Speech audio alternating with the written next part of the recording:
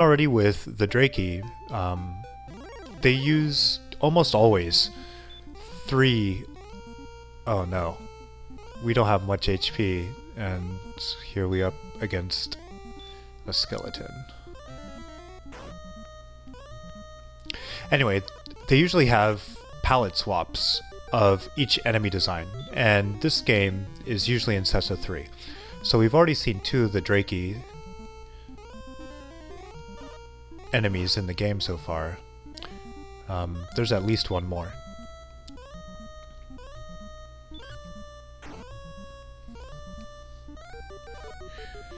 Oh man, I hope we can get to... Oh, we're not even halfway there yet for that armor.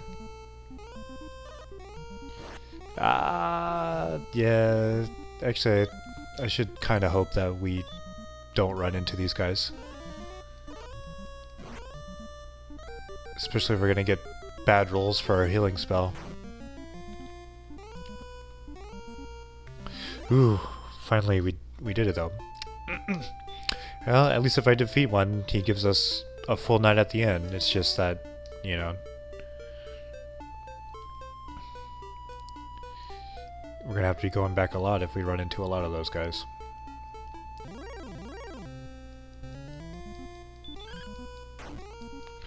Okay, we're almost to 800 experience. Is that gonna be the level?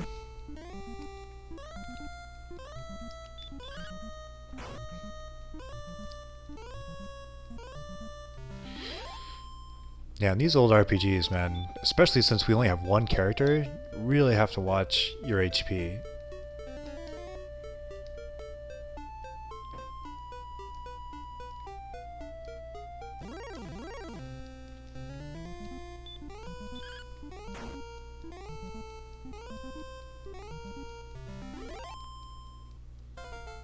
Alright, 800 was the magic number.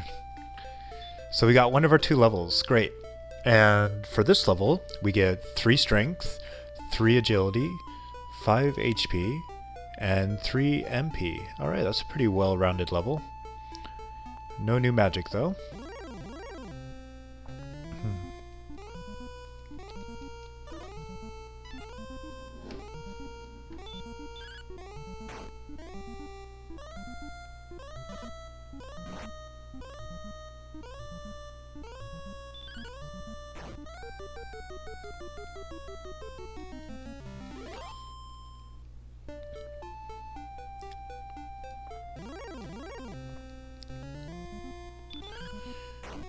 And vitality is not a stat in this game, so if anyone was wondering why didn't you get any vitality, or why do you never get vitality, it's because in this game I think all defense stats are based off the armor that you have on. Alright, last healing spell. That's not bad though. We had a pretty good run.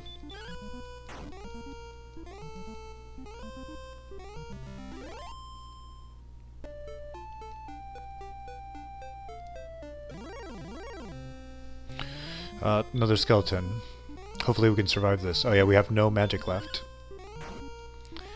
So we just have to muscle our way through them.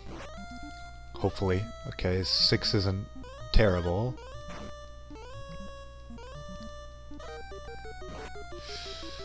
Ooh, 4. Okay, that's even better. Oh no! That's 7 damage. Okay, we got basically 2 more rounds to kill him. Uh-oh, guys.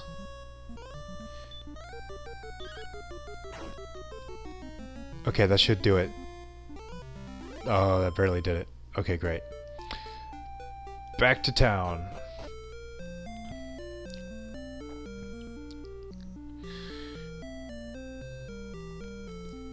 And right now, these enemies aren't even all that tough. Just wait until we get to the southern islands, like everyone in this town has been talking about.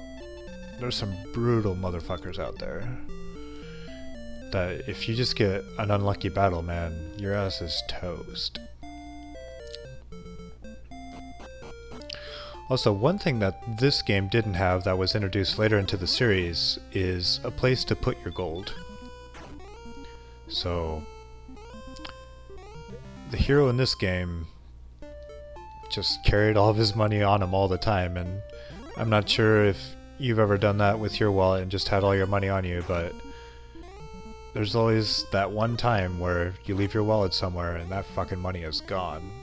So, same with this game, like, you know, if you get defeated by a monster, you don't die, it's not game over, but you do lose half your money, which is pretty generous, I guess, compared to real life.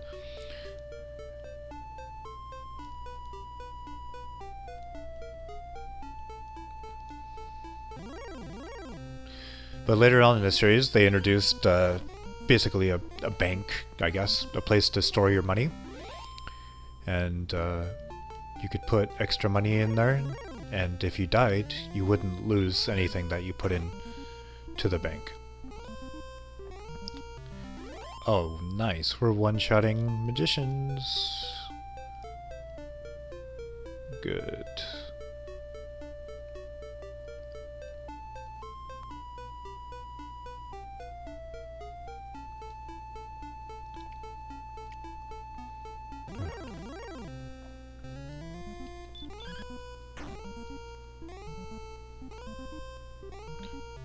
Wow, that's awesome.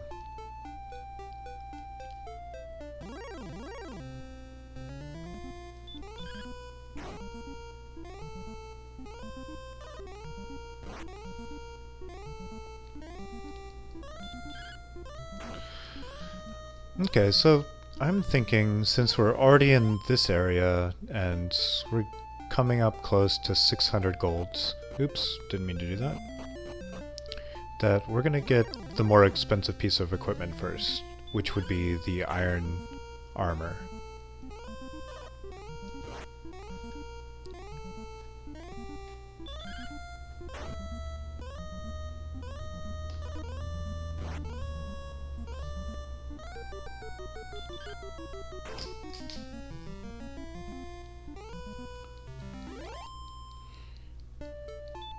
Sorry, I had to check something there. After the iron armor, then we'll go ahead and get the iron shield, which I think is in Garai, if I remember right.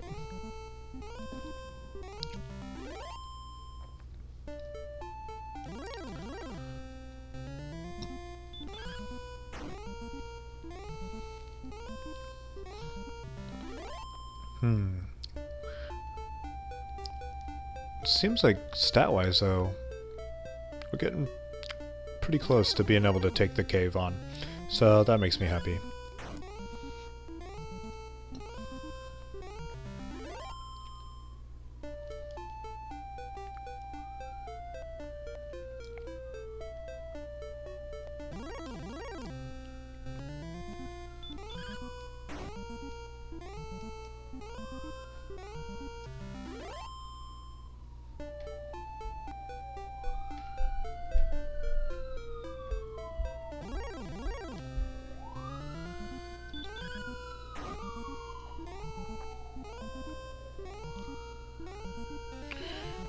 There's that hurt spell.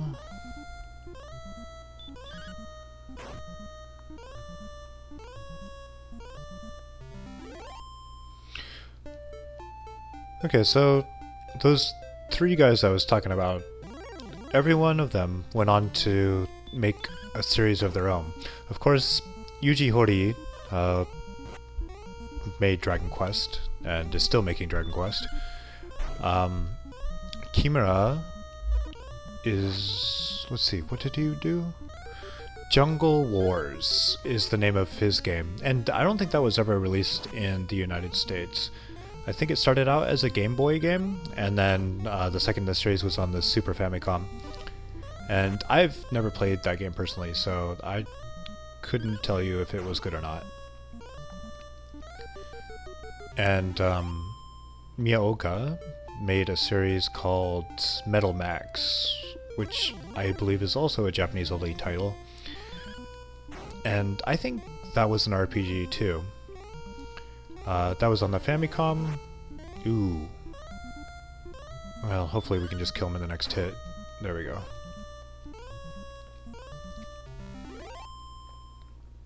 Cool.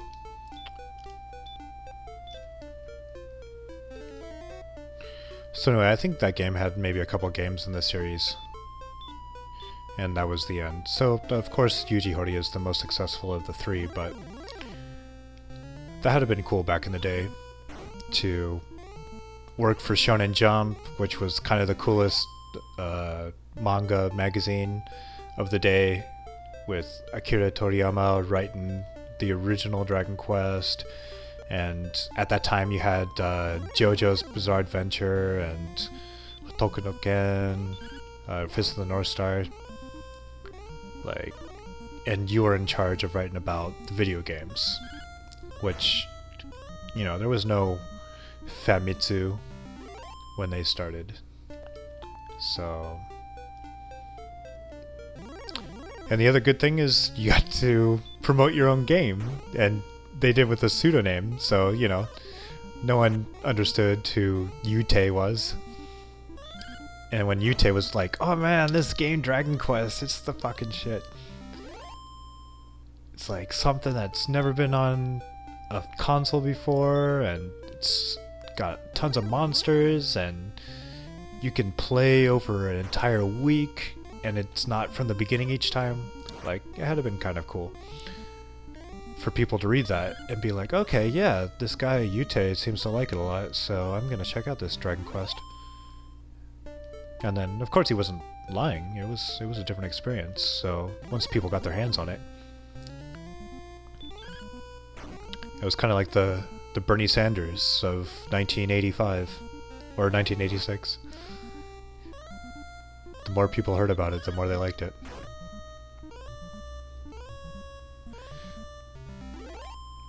Of course, if there's anyone older than me watching this, maybe the more you hear about Bernie Sanders, the less you like him.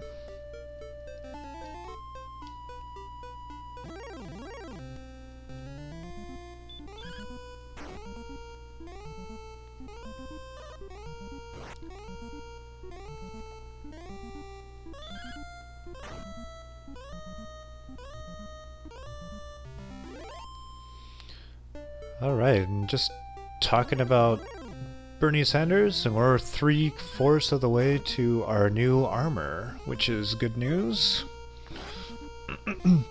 Then I think we can take on those skeletons with less fear.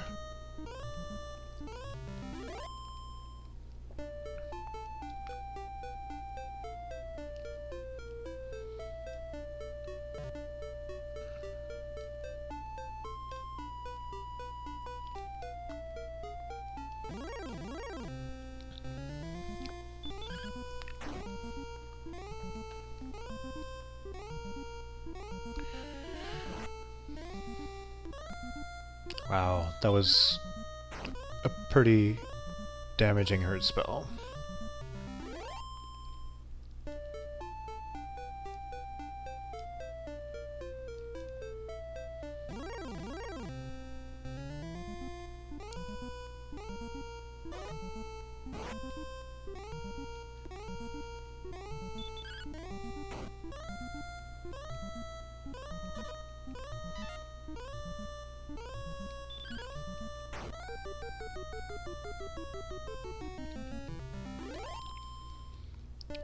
Alright, yeah, this seems like it's going a lot faster now, which is cool. I do think I want both pieces of the armor before we go into the cave though, so we might actually be getting a little bit past level 9, although I'm not very sure how much more experience we need for level 9.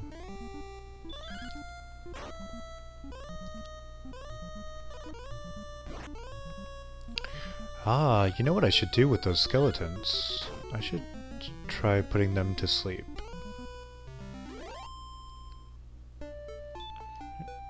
And like I said before, putting enemies to sleep in this game makes them go to sleep even if you hit them a lot of the time. Since it was just one-on-one combat all the time, you know, if you woke up the enemy every time you hit them with a physical attack, then it wouldn't be a very useful spell, so.